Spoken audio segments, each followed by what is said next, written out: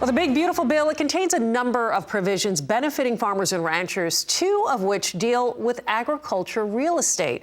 Roger McEowen with the Washburn School of Law joins us now for more on this. Roger, a pleasure to have you break this down. The first provision that we're going to look at provides a tax break to lenders where ag land secures the loan. So speak to this and how this works. Good to be with you, Suzanne. These are two really big provisions, brand new sections in the Internal Revenue Code. And this first one is Section 139L is where it's going to be parked.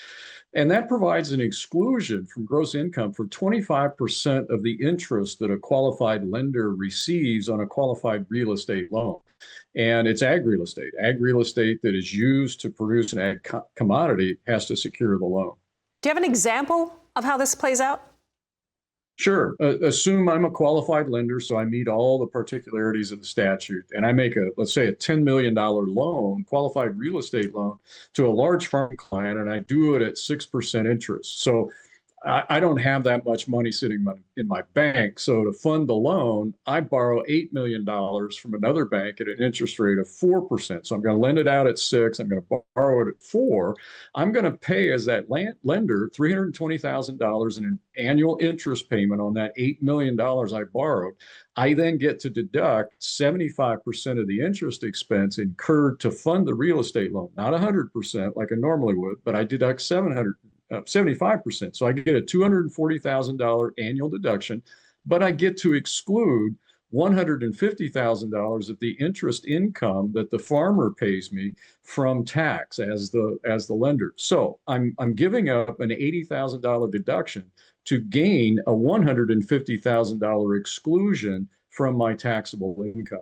Wow, this is pretty incredible. I understand, too, the next provision allows the net income tax from the sale of farmland to be paid over 4 years. Talk about what this is involved in here. Yeah, this is one that Senator McConnell's office consulted me on in the drafting of this. And this is new Code Section 1062.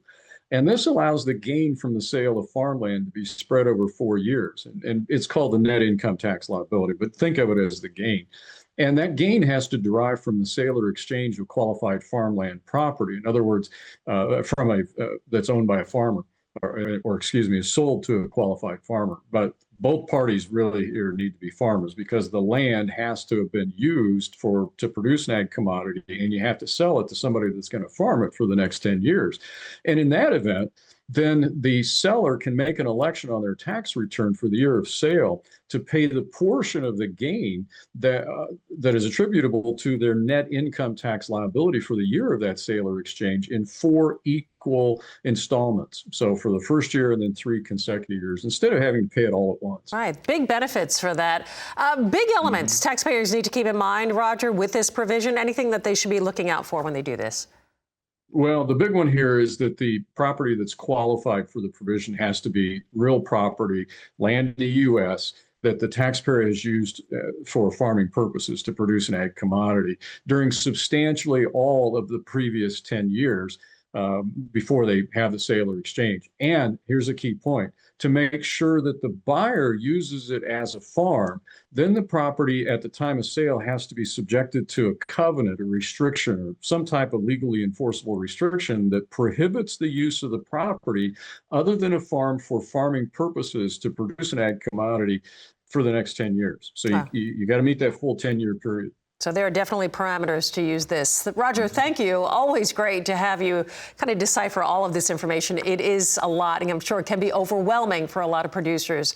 Roger McEowen with the Washburn School of Law. Always a pleasure.